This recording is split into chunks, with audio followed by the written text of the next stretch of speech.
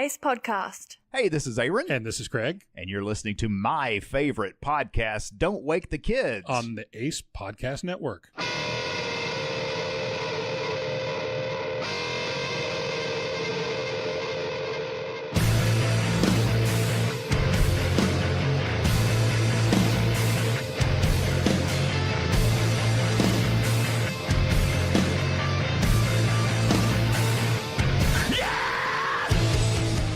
Welcome back to Don't Wake the Kids. This is Randall, as always. I fucking say that every time. I don't know why. I always say that. This is my show. I'm here every time. I'm Randall. Chris is out this week because I have another guest, my brother-in-law, Josh. What's up, everybody? So this week, we're going to get back into the segments. I've got a new segment. I know I mentioned it a while ago. And I was wanting you all to write in with some parenting advice, or parenting questions. So I've got one question to answer. And then other than that, we'll have the regular segments minus trending because Twitter really fucking sucks today. But yeah, Josh, what's going on? Living the dream, I guess. Somebody's anyways. Yeah. Not really mind. I'm sweating my balls off all day. Fuck. Man, we were actually going to record last night. Chris was going to come over and I was out in the sun all day. We have, I've mentioned on the show a couple times, I work on traffic signals, and you're going to be literally the only person that knows where I'm talking about, but next to the big Catholic church downtown between Garrison and Rogers, where that Immaculate Conception or whatever it is? Yeah. There, like where that little corner area where that Rogers really colorful house Rogers thing and is. Garrison running together. Right. Yeah. They're going to be tearing down that really colorful building and connecting it to that, right? Dang.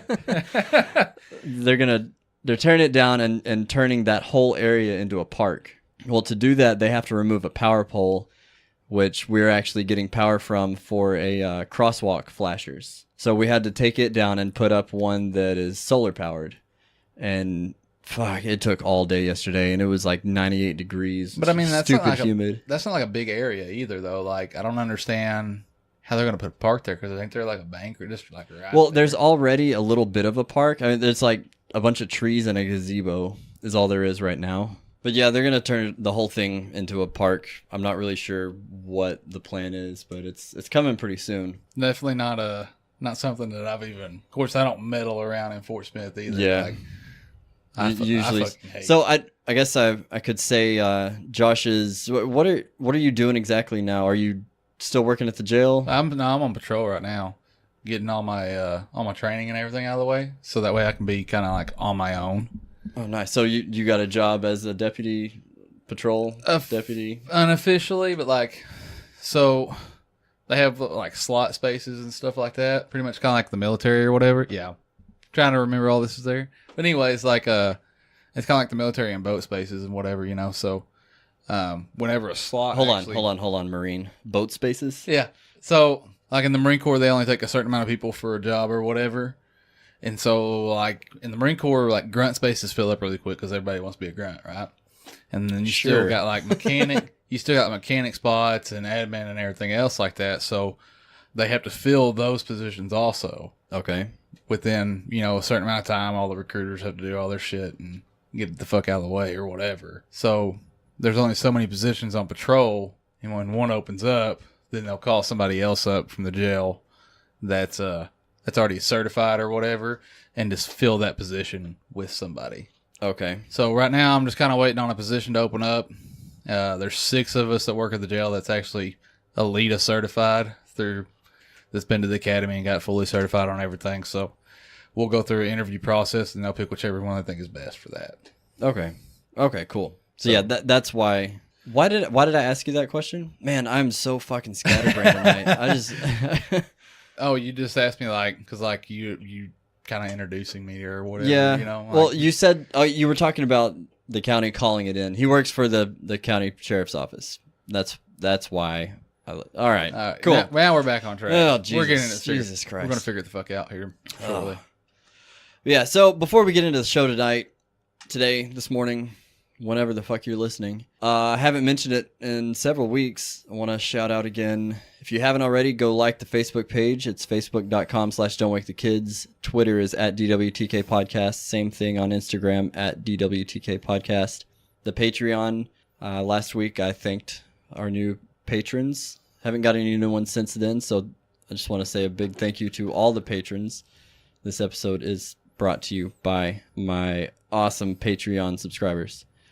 If you want to donate, you can do as little as $1 a month, but there are rewards for doing more, so just check it out. It's patreon.com/DWTK Podcast. Also, as I mentioned last week, we now have a merch store. Go to dwtk.threadless.com. I'm having a contest right now. I think by the time this goes out, well, actually, I know for a fact, by the time this comes out, the contest is over. So hopefully next week, or maybe the week after next, I'll be announcing the winner. I've got to give some time for all the shipments to go out, and everyone that ordered by tomorrow, Friday the 29th, everybody's got to get their stuff in and take a picture so they're actually in the contest. But I'm going to be drawing a name from those people. As of right now, we've got, haven't checked it, there's 3 or 4 people entered into it. So those of you that have bought something by Friday the 29th, then get your picture posted and tag the Facebook page, and you'll go into the drawing for something free from the site that I will buy and send to you. So one cool thing about having Josh on is he was actually in Okinawa. You were there while I was there for a little bit. There was a little crossover, wasn't there? A little bit, yeah. This is before we knew each other, but when did you leave? Or when did you get there? Because I left a while before I got there in 2010. Okay, so we were there for I left at the June 30th of 2011. So we were there together for about a year. Roundabout, yeah. I think I got there in like June or July of 2010, so some shit like that. Right about a year, and we didn't know each other then. It's just kind of crazy. You meet a lot of fucking people from Arkansas there, though. Yeah, no, it's fucking unreal. A guy that my little sister dated, he was a couple years younger than me. She told me he was coming. I'd never met him before then, but it's from my hometown, so I went and picked him up from the airport, and we ended up being really good friends. We hung out all the time. A buddy of mine that was in the Marines was there for a year, maybe 2 years, and I would go and pick him up. I picked him up a couple weekends, and he'd come hang out with me on Kadena. And then a buddy of mine that I went to college with before joining the Air Force, he was in the Navy, and his boat docked at White Beach for a weekend, so I went and hung out with him on the ship. Damn. And see, like, I never met anybody like I actually fucking knew. I did meet a guy one time at the PX there on Foster, and he was a lieutenant in the Marine Corps, but he was actually from fucking Waldron. That's crazy. And so, like, we got to talking and shit. I actually played against him in football. Just talked because, like, he was wearing a Razorback shirt, and I was like, fuck yeah, you know what I mean? Like, oh, yeah. Over there, you see someone in a Razorback shirt, you talk to him. And so, he ended up just being from Waldron, and I was like, no shit. Like, you know, we only live 20 minutes apart from each other. That's crazy. So, all of you listening, I hope you've listened to my Banana Show episode. Josh listened to it. Do you want to? You said your story's pretty much the same. Do you want to give your little bit of a take on it? Oh, dude. All right, and in my story, I mentioned that 99% of the time, the person laying on the stage eating the banana is a Marine. Would you disagree? True. 100% all right. True. Josh was a Marine. I think we covered that. Let's see. I can't even remember. There used to be like a country bar just right outside of Foster's. It was called Nashville's. Or Nashville. Oh, yeah. Little bitty ass country bar or whatever. And an American guy owned it. He was cool as shit. I ended up being a bouncer there, which just meant I get fucking free booze. Right. Was all it was. So I'd get shit faced. We got fucked off drunk one night. And me and my buddy Cody was, he was just like, fuck it, let's go to the banana show. You know what I mean? I was like, that's how it starts. Yeah. And I was like, all right, bet. So we grab a fucking honcho or a taxi, whatever it is you want to call it. And we go to the fucking banana show. This mother... shit-faced. We pay like, I don't even know. We barely had any kind of fucking money. They just take whatever you want pretty much. Or whatever you got, they just take. And so it was like 1,000 or 2,000 yen, which ain't fucking a whole lot anyways. 10, 20 bucks. Yeah. We get there, go in, and we're watching this shit. And of course, I'm fucking drunk, and I'm still going like, and I don't have like a weak stomach, and I don't get grossed out by fucking anything. But like this shit, I was like, what the fuck? fuck? And he ended up eating the fucking banana. Like 100% ate the banana. When he ate it, did she mime blowing him or did she actually blow him? Because I've heard both sides. So, honestly, I don't know. And I couldn't fucking tell you because I was, like I said, I was pretty shit-faced at the time. And I want to say it was like a fake blow. Yeah. But I would have to call him. And that's not something that I just like to relive very often. You said his name is Cody? Yeah. All right, send Cody this after we post it. Tell him to listen. Tell him he has to listen. Cody, after you hear this, tweet me on Twitter, obviously, at DWTK Podcast. Let me know if the banana lady actually blew you. He's going to be real ecstatic about that, too. Just tweet me. If it's a yes, just tweet at DWTK Podcast. Yes, I'll know what you're talking about. I don't get many tweets that are just a yes or no. So yeah, and fuck, I don't even have a fucking Twitter, so I can't see any of that shit. I'll screenshot it and text it to you. Yeah. I'm behind the game on the social media stuff, so I got that going for me. I don't use my personal stuff too much. Pretty much all of my social media use goes towards the podcast. I think I got a Twitter when it first kind of came out, and I was like, this is not for me. So the only thing I don't even have an Instagram. I just got a Facebook, which if I didn't have all my buddies from the Marine Corps on it anymore, like I would just deactivate that too. I've thought about deleting mine, but I need it so that I can manage the podcast page, and I've just got too many friends all around the world I don't want to lose contact with. So yeah, that's the only It's reason. here to stay. But other than that, dude, I'm not a social media guy. I might get on there and just see what the hell's going on, maybe like once a day. But other than that, I could give a shit less. Look at pictures of cows and shit. I might buying something that's for cheap, like sale. But I'm good. I'll stick to the auctions, maybe. Oh, did you listen to Tyler Childers the other day? Like, what did you think about him? Oh, that band you sent me? Not the band. It was he's kind of like a bluegrassy. Oh yeah, no, that was good, Dude, I think yeah. Honestly, like if I could have babies, like I would have his babies, and like I would have keep little the banjo kids, babies. Yeah, I would keep the kids and pay him child support. Like to me, like they'll be born talented. Period. yeah, exactly. So if they sound like that and can play like that, dude, all about it. Get rich and pay me some money so I don't have to work. I'm getting the vasectomy, so I'm done having kids. But we've had, with Amy's job, she talks to hundreds of people every night, sometimes thousands, and most of them have seen my kids, and my kids are fucking cute. They're annoying little shits, but they are really cute. And so people are saying we'll pay you money, just have a baby and send it to us. Sometimes I would almost consider it, but I really don't want to deal with a pregnant wife for 9 months and not get the payout of getting to keep the cute kid. Just like the word vasectomy, dude, just like it hurts me. Like it literally makes my balls go in my stomach just thinking about it. It doesn't, the pain part doesn't bother me. I've got a pretty high pain tolerance. Anybody that gets kicked in the nuts or whatever, I don't care how high your pain tolerance is, you're going down. Suck. But just the thought of never having to use a condom again, that is awesome. Never having kids again. I've got too many as it is. I love my kids, but I've got too many.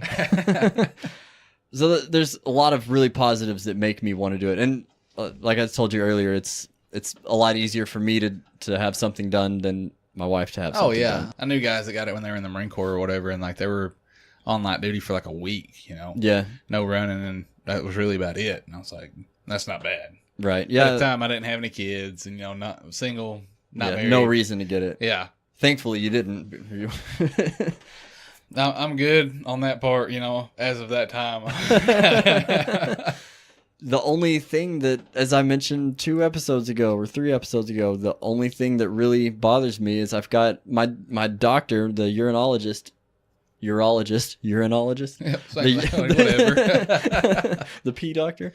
The urologist, he's only 5 or 6 years older than me. I already told the story on the podcast, so I won't tell the whole thing again, but I lay down on the table and he's he grabs my dick because it's in the way, and he just like lifts it up and holds it out of the way as he's touching my balls, and he never let go of it. He's just sitting there holding it and feeling all around. So fucking awkward. It was the most uncomfortable thing in my life. I just laid there staring at the ceiling, and you're like, please don't get one of those awkward boners. yeah, there was no fucking chance that was gonna happen.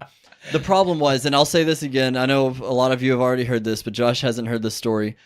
The biggest problem is I've found out that if I'm being touched in that area in a non-sexual manner, it's really fucking ticklish.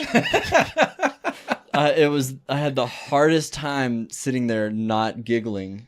Like I'm biting my lip, biting my tongue, just staring at the ceiling, praying for it to be over. Thankfully, I didn't let out a laugh at all, but man, it was awkward.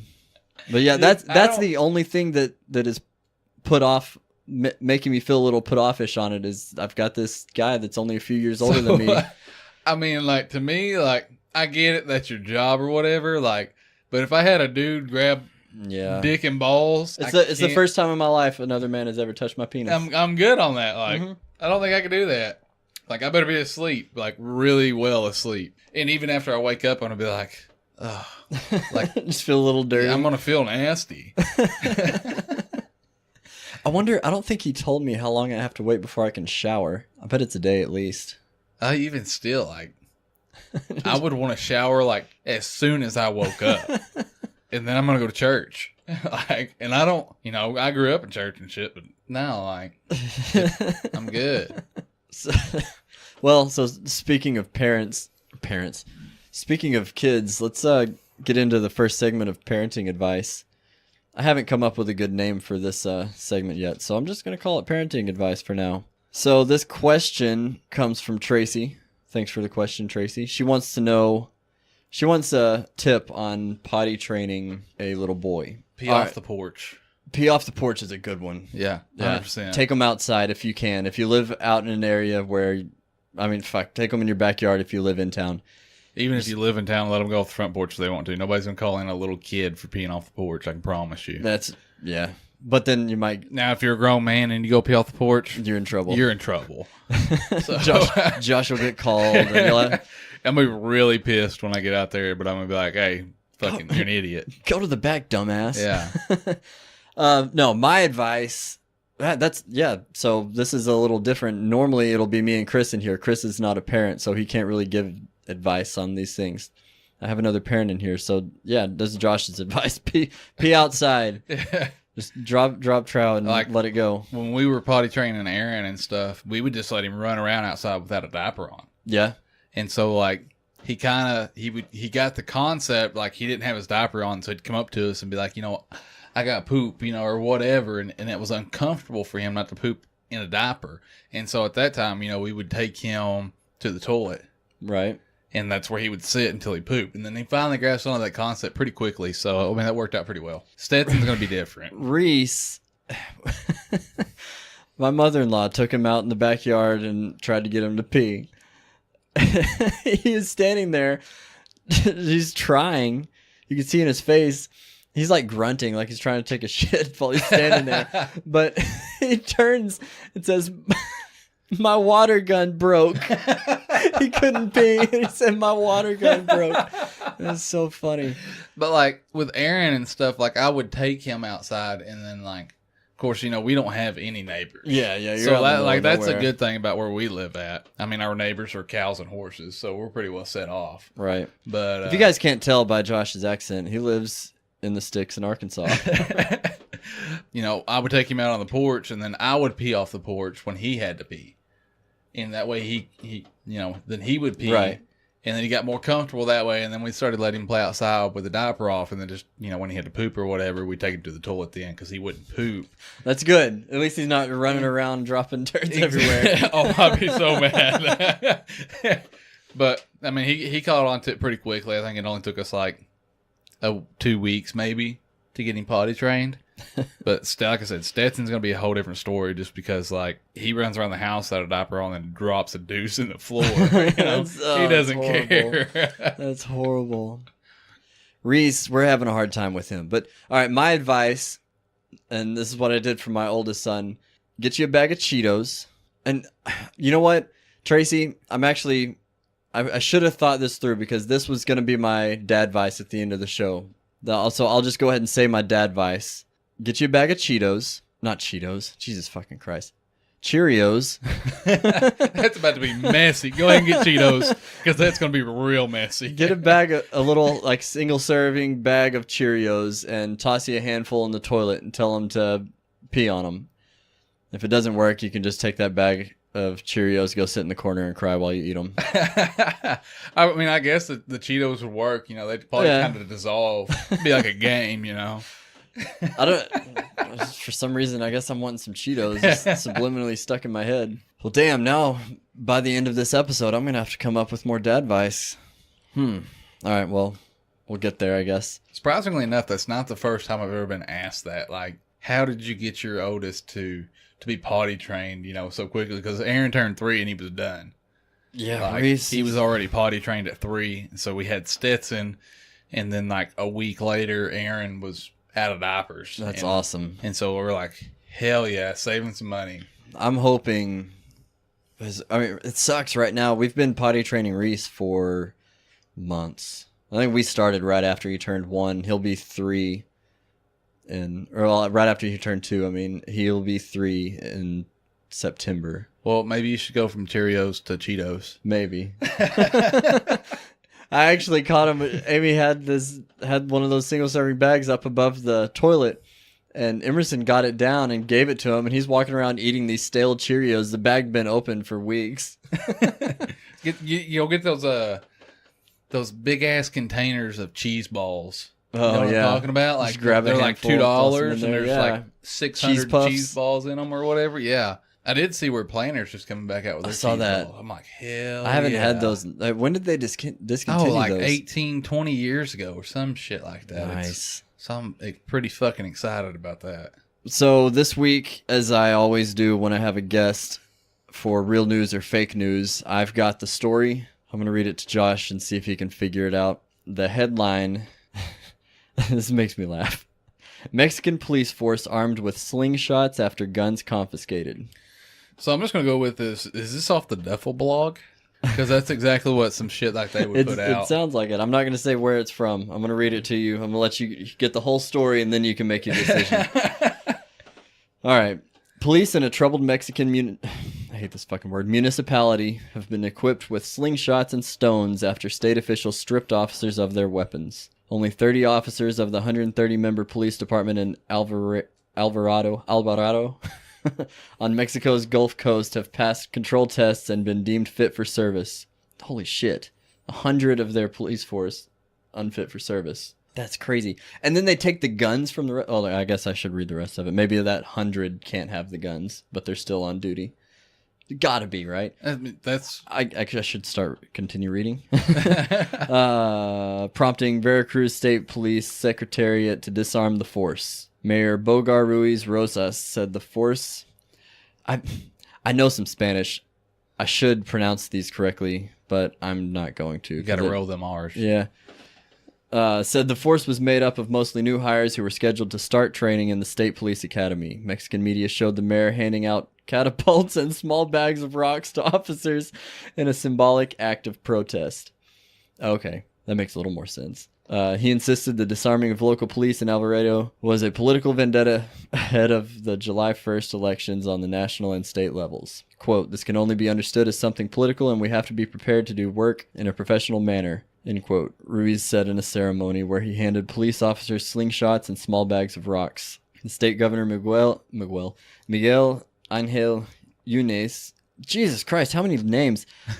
Linares, who belongs to a rival party and whose son is running to replace him, told media a council coordinating security in the state confiscated the force's weapons because its members were not accredited. Veracruz has been the setting for a string of horrors over the past decade, including forced disappearances, mass graves containing the remains of hundreds of people, and the murders of at least 20 journalists. Yunes' predecessor, Jesus Christ. You'll get it. Yunes' predecessor as the state... Wow, my reading is on tonight. Yunes' predecessor as state governor... Javier Duarte was detained on corruption charges while his former prosecutor and public security secretary have been arrested on accusations of participating in schemes to commit forced disappearances. The online news organization Animal Politico noted the slingshot ceremony took place near the site where 47 skulls had been discovered in a clandestine grave. Fixing police forces across Mexico has also proved difficult, something analysts attribute to politicians preferring to pawn off security problems on the army rather than investing in local law enforcement. Jesus Christ. So after like reading all that, like that sounds like something that would be like Sounds more legit. Sounds more legit. And I mean, I'm not gonna like, I don't know, like it's kind of hard to say like if that's fake or real, but I'm probably gonna go with real on that one just because like everybody knows how like corrupt the Mexican government for one can be, and then like Mexican law enforcement also. Yeah. I will say though, I'm not trying to sway you, or maybe I am. There have been a lot of stories on here that I got wrong because they just sounded so true and they were super fake. Like there was one of the first ones when we started this, John got me. It was a guy was arrested going into Utah with, it was something ridiculous. God, I don't remember what that was. It was like something that's just illegal in Utah, supposedly. Yeah. But I was like, I got it wrong because it just sounded like, why would somebody make this story? Because it doesn't matter. Like, People's got too much fucking time. Right? That's exactly what the fuck they got. All right. Mexican police force armed with slingshots after guns confiscated. Are you going true or false? Real or fake? You know, as probably real as that sound, at the same time, I don't. And I would like to be like, okay, yeah, that's probably true. You know, I don't foresee that happening at the same time, but there's no fucking telling, to be honest with you. You got to pick one. Let's go with fake. You say fake. I should have did my drum roll. I missed it. Damn it. But it's totally real. Really? It actually came from, I found it on Reddit under the subreddit Not the Onion. All right.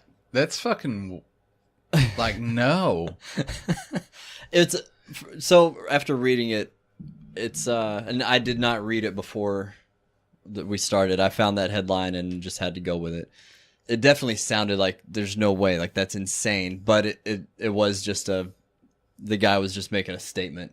He's like, look what you're forcing us to do, you fucking assholes. Even still, you know, if you make a statement like that, like that's a major like statement, and I guess what you could say, let's see what the word here I'm looking for. Like, I wouldn't even know how to even label that, to be honest with you. So that's just big. That was a middle finger to the politicians that took their guns away. Yeah, basically. That's how I see it. I mean, like in Okinawa, you know what I mean? Like they walked around with batons. Yeah, dude, I didn't know that we weren't allowed to have any type of guns or anything going over there. And I didn't have any real guns at the time. I had an airsoft pistol and a pellet gun. No. And it got shipped with my stuff, and I was unpacking. I found them.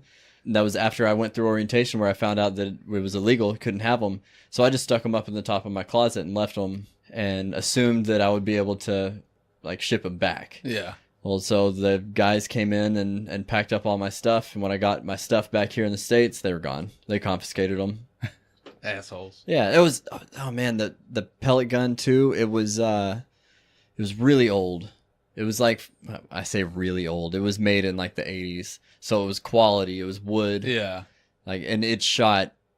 I haven't found a pellet gun that doesn't cost under $300 that shoots as hard as that thing did. Oh, dude, have you seen the ones now where they like hunt hogs and stuff with them? Yeah. Those are nasty. They're so dude. expensive, though. I just can't bring myself to spend hundreds of dollars on a pellet gun. I can't either. Like, I really thought about it.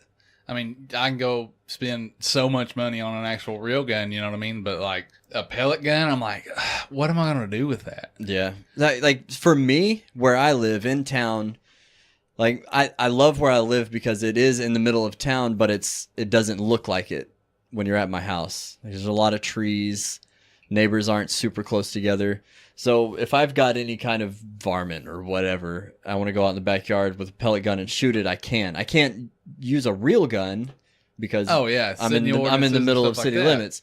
But I could get a pellet gun and I couldn't get in trouble for that. I might get it. You could, but nobody's going to know you even right, shot it. Right. Where you live, I do whatever I you want. walk out on your front porch and shoot something in the face with a shotgun and it's fine. So yeah, no, there's not really a reason for you to have to get something like that. Honestly, I'd read an article the other day, 100% true article, which I thought was like bullshit. I can't remember what the guy's name is now. Fred something, I believe. Savage. He hunts dove with a bow and arrow.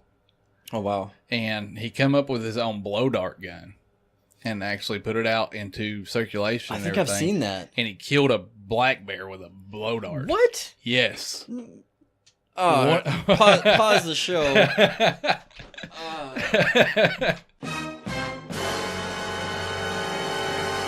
I hid underwater and killed a ram with a blowgun. Holy shit. Baboon shot dead with blowgun. Warthog gets slocked with a razor Tim blow dart. Wells, that's the guy. So this guy kills all kinds of shit with Yes. blowgun. That's nuts. Everything. And I can't remember what the... I was gonna...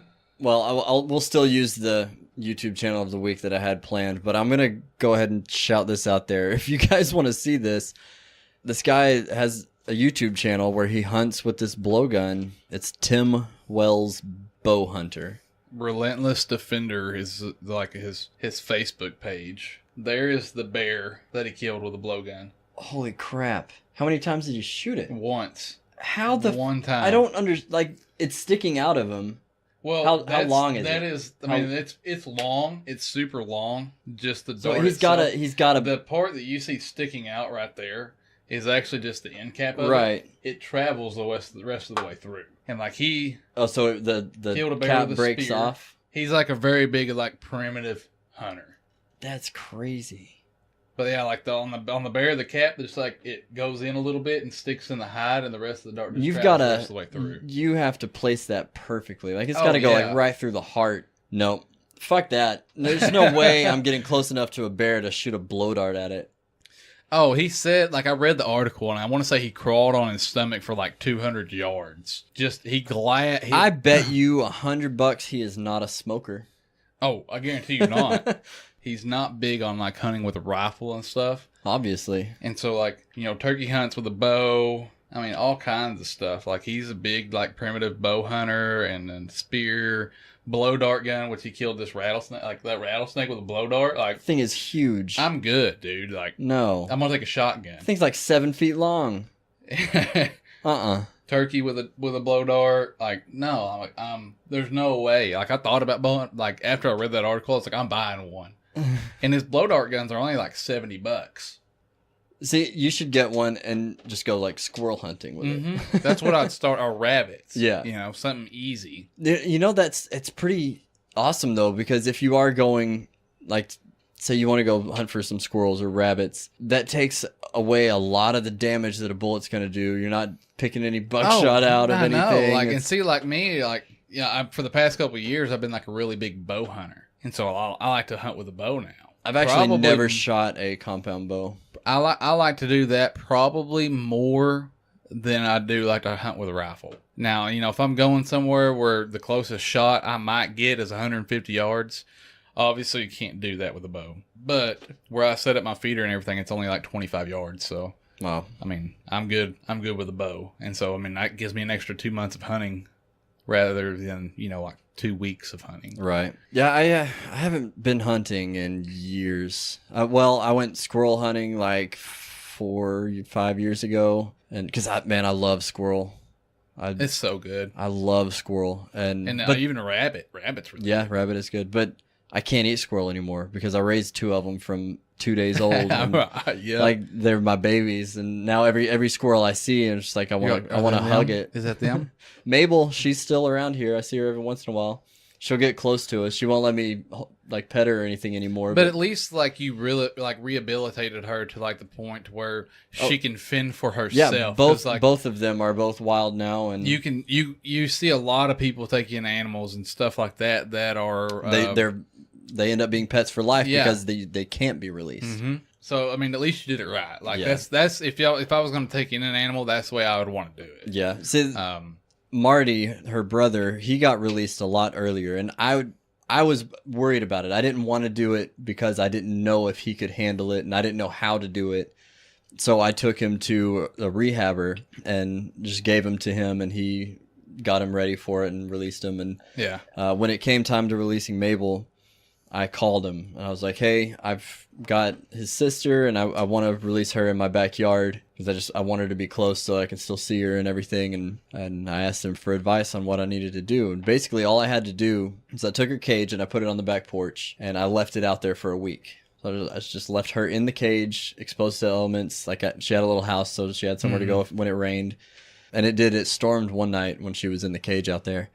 But so I kept the same routine that I normally did. She probably really hated you then, by the way. She acted fine. Like, I would go out there every day when I got home from work. I would go out and I would hang out with her and pet her and stuff. I'd feed her and refill her water and all that. And then after a week, I opened the cage and she came out, and she wouldn't, for the first day or so, she wouldn't get very far from the cage. And then each day she would explore a little bit further and further. And I kept, even though the cage was open, once I opened it, I never shut it again so that she could come and go as she pleased.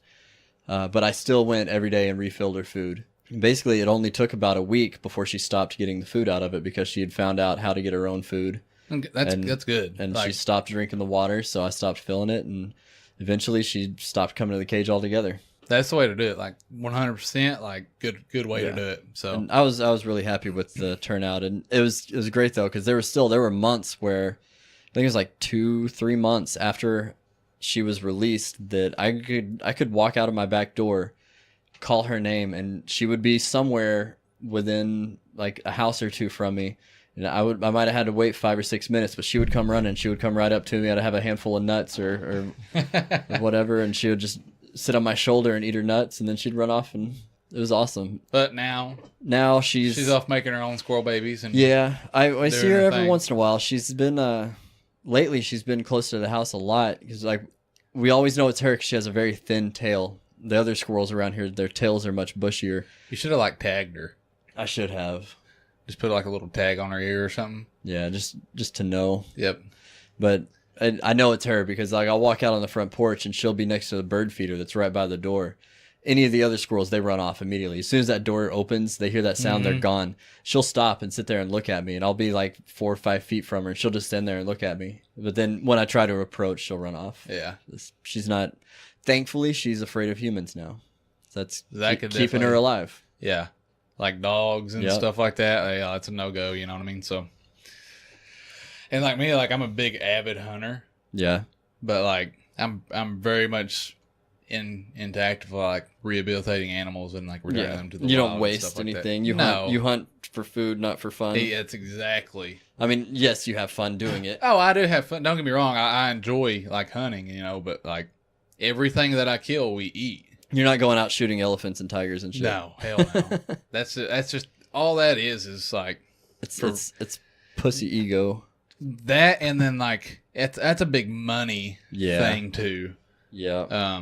That's all that. I mean, even I've read once upon a time, and this could be 100% false. I don't know. People who go to like Africa and they hunt like these big game animals, like water buffalo and elk and stuff, or not elk, yeah, because they got elk in Africa. That makes sense. Elephant. Do they not have elks in Africa? No. No.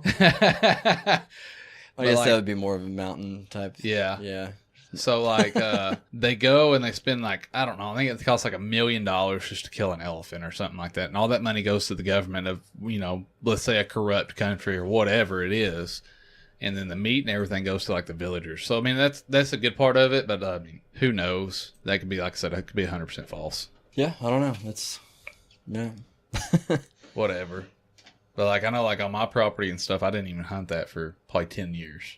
Yeah. And we got plenty of deer now, but at the time, like me and all our neighbors and everybody, we kind of got together and was like, hey, you know, we got to work on our deer population here. And so like we didn't hunt our properties at all for, like I said, about 10 years. Wow. And that's just to get our population and everything back up. And I think there's only like 4 deer killed off my property and then all surrounding properties a year. Wow. And so like that's our big thing there is making sure like our population stays good. That's good. You're not like taking care of the species around here. Yeah, like that whole like killing an elephant and lion. I'm good. First off, I don't even want to get that close to a lion. No. Like I'm good. Or an elephant. Yeah, or an elephant. So, nope. And I'm not big on snakes. I don't know if I told this story on the podcast or not. I got home from work so we had a contractor here working on our deck, and I got home from work. I wanted to see what he had gotten done that day. So I'm walking along the side of my house, and I got almost to the gate, and I hear a rattle. I look down, there's a fucking snake sitting there. I jumped out of my skin, ran off. I literally nearly pissed myself. So I got 20 feet away, caught my breath, and I'm looking, and I could see it's not a rattlesnake. Probably a king snake. It was a king snake. Yep. I keep them things. Yeah. So I could see that its head, something was wrong with its head. It was bloody looking.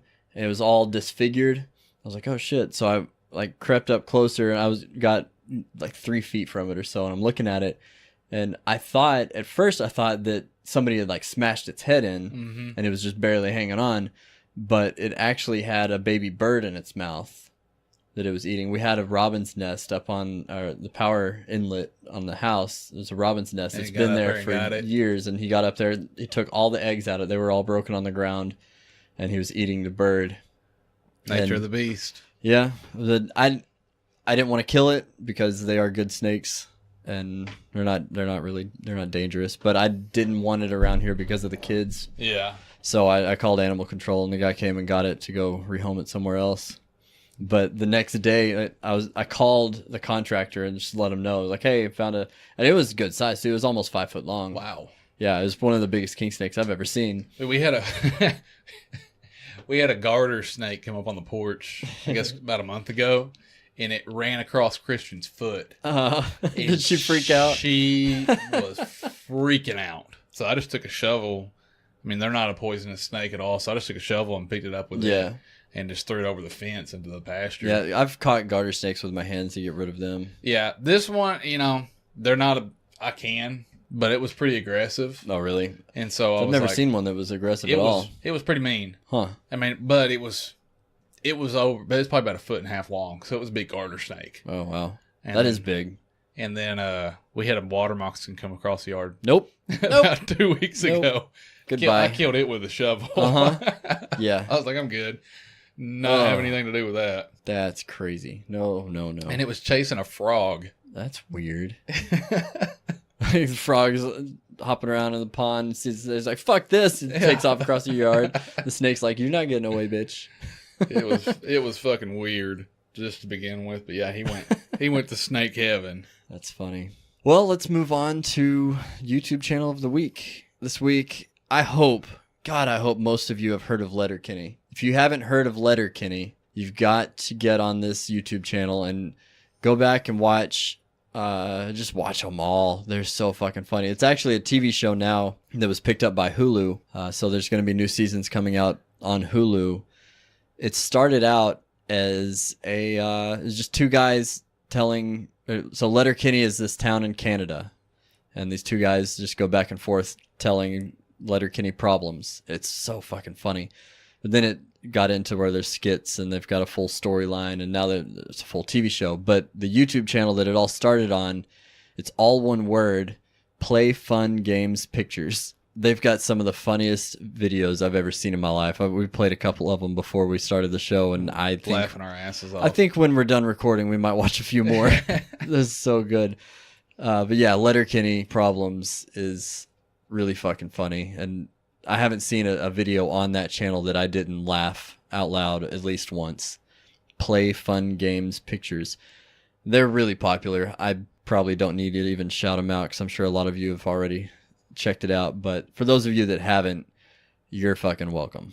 Yeah, just forgive them. I mean, they're Canadians. That's like, if I didn't have some Canadian friends already, I would have the best opinion of Canadians because of that show. Like,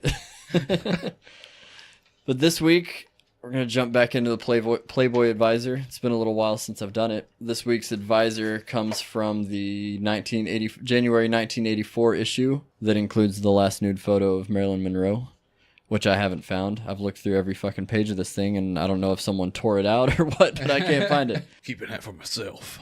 This one's kind of funny. I haven't read the advisor's response on it, but I read the question, and it made me laugh because it's a doctor wrote this in.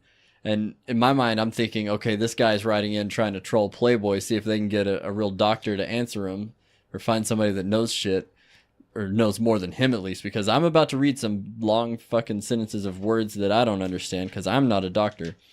But it made me laugh, so hopefully it makes you laugh. Remember, this is 1984. It says, Eureka! At last, a cure for the common cold. Well, if not quite a cure, at least a respite from the nasal congestion and stuffiness associated with colds, sinus problems, etc. As a long-time allergy sufferer, I've often been disturbed by the congestion that is not relieved by the over-the-counter decongestants. Decongestants. Recently, however, while making love with my wife, I noticed an almost instantaneous relief from nasal congestion that occurred immediately prior to orgasm and persisted for up to 2 hours afterward. Somewhat puzzled and excited about this discovery, I decided to see whether or not masturbation could produce the same effect. It did. As a physician, I was extremely curious about the physiology underlying this phenomenon. Needless to say, this is a topic that wasn't covered in medical school. I suspect that with the engorgement of the penile erectile tissues secondary to the parasympathetic arteriolar dilation and blockage of venous outflow, there may be a shunting effect, thereby directing a large volume of blood toward the genitalia and away from the body areas less in need of increased flow, i.e. the nasal mucosa. Fucking doctors, man. Make the shit simple. That could relieve the engorgement of the nasal mucosa and relieve symptomatic congestion. While this discovery may not win the Nobel Prize for medicine, it's the kind of prescription I'd be glad to take on a regular basis. Any thoughts from your resident physiologist on the validity of this discovery? That was Dr. J.W. in Phoenix, Arizona. The Playboy Advisor responds, sniff, sniff. By Jove, you're right. Dr. William Masters provides a physiological explanation for the effect. It seems that during sexual arousal, the erectile tissues of the body experience vasocongestion, the penis, the vagina, and it turns out the nose swell with blood. At orgasm, the blood is flushed from the areas. If you already have a stuffed up nose, the effect is more noticeable. You experience relief, your nasal passage is clear. So first off, I'm pretty blown away that a doctor who's not someone I would, like foresee writing into Playboy. Well, I mean, but granted, this was in '84, and Playboy has always been the classier nudie mag. Yeah, and if you haven't really looked at all those, but you looked through that one, how many actual naked pictures did you see? Oh, not a whole lot. No, it's mostly articles and ads. I would venture to say that Playboy today is worse than it was. Well, they went for a while. There were no nude pictures in it, and even still, I mean, yeah, they're not like a hustler, or something like that. You know what I mean? So I mean, they're pretty. They stay pretty classy, right? But they're not like my concho. So I did it for you, Bobby. I did a spread in Playgirl magazine under the name Mike Honcho. But oh man, Craig from Weird Podcast. You, Craig. I'm talking to you. I need you to do that line because your impression is too perfect to not do that line for me. Please, just record it, send it in, at least so I can send it to Josh and make him laugh. Oh well. That was fun. So, do you have anything else before we get out of here? Oh, dude, I don't even know. Like my first ever podcast. And you know what? If you don't have anything, that's fine. But I forgot. Every time I have a guest, I have them lead us off with some dad advice. It's usually a one-liner, like funny thing. Oh, good Lord! If you don't have anything, I've got one. No, I can't think of one. All right. Well, then dads, if your teenage son has a cold, just tell him to go fucking jerk off. Angry, but I'm sorry. I don't care for